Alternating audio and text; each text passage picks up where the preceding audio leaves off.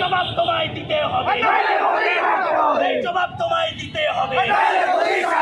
এই দেশবাজারিতে পুলিশি অত্যাচার হচ্ছে কেন? প্রশাসন জবাব দাও। এই দেশবাজারিতে পুলিশি অত্যাচার হচ্ছে কেন? প্রশাসন জবাব দাও। এই মানবতা বিরোধী প্রশাসন হুঁশিয়ার, coal mine go back, coal mine go back. এই দেশবাজারিতে কয়লা খনি ফিরে যাও। লড়াই লড়াই লড়াই চাই, লড়াই লড়াই লড়াই চাই, আরো স্পষ্ট করে দিতে চাইব যে সরকার এত যুগ ধরে দেশ স্বাধীন হওয়ার পর থেকে আদিবাসীদের বিভিন্ন জায়গায় উন্নয়নের জন্য জোর করে জমি কেড়ে নিচ্ছে এবং যাদের জমি কেড়ে নিয়েছে তাদের উন্নয়ন কিন্তু এখনো হয়নি এবং যে উন্নয়নের নামে জমি কেড়ে নেওয়া হচ্ছে সেই উন্নয়নের আসল মুনাফা, আসল লভ্যাংশ আদানি আম্বানির মতো বড় বড় শিল্পপতিরা পুঁজিপতিরা নিয়ে চলে যাচ্ছে। সরকারের কিছু লাভ হলেও ওই সাধারণ এবং আদিবাসী মানুষের এই উন্নয়নে কিছু লাভ হচ্ছে না।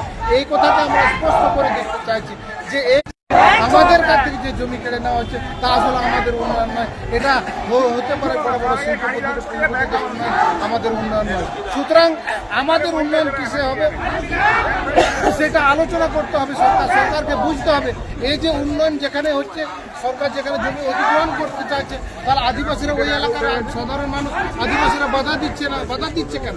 এটা তো বুঝতে হবে, মানুষ বাধা দিচ্ছে কেন উন্নয়ন। এটা আদিবাসী মানুষ বুঝতে পেরেছে এবং তাই আজকে আদিবাসী মানুষ কলকাতার বুকে সরকারকে কিছু প্রশ্ন করতে চায়, আপনি কি এমন উন্নয়ন করতে চাইছেন যে যার জন্য আদিবাসীরা খেতে হচ্ছে, যার জন্য আপনাকে বন্ধুকে নল দেখাতে হচ্ছে, যার জন্য আদিবাসীদের আপনাকে থ্রেট দিতে হচ্ছে, ধমকাচ্ছেন আদিবাসীরাকে বিভিন্ন সরকারি আধিকারিকদের দিয়ে, পুলিশ প্রশাসনকে দিয়ে আদিবাসীদেরকে আদিবাসী এলাকায় ত্রাস সৃষ্টি করে রেখেছেন। এটাকে এইভাবে আদিবাসীদের উন্নয়ন করা যায় নাকি? বন্ধুকে নল দেখিয়ে আমি তোমার উন্নয়ন করতে যাই। আদিবাসীরা ওই এসি সরকার এসি করে বসে নবান্নে বসে বেশ ভালো বিভিন্ন প্রকল্পের নামে বা খনির নামে নেওয়া হয়েছে, তার 60% জমি আদিবাসীরা দিয়েছে। সুতরাং এই আদিবাসী যদি তাদের ভালো বুঝতে পারে তাহলে জমি দিতে নারাজ হবে না। আসলে এই যে 60% যে আদিবাসী এখনো জমি দিয়েছে বা আদিবাসীদের জমি কেড়ে নেওয়া হয়েছে, তারা বুঝে গিয়েছে যে এইভাবে আমাদের উন্নয়ন নয়, আমাদের ধ্বংস করার, বিনাশ করার একটা চক্রান্ত।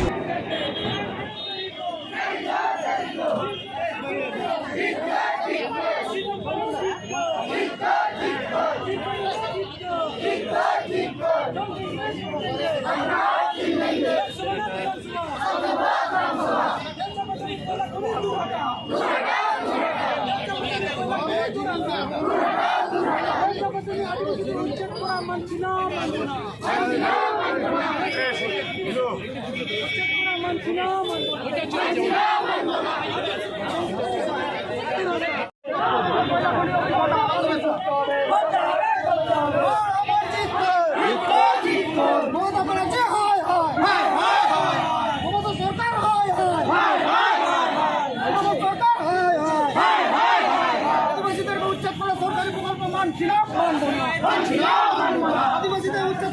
প্রকল্প মানছি না, মানবো না।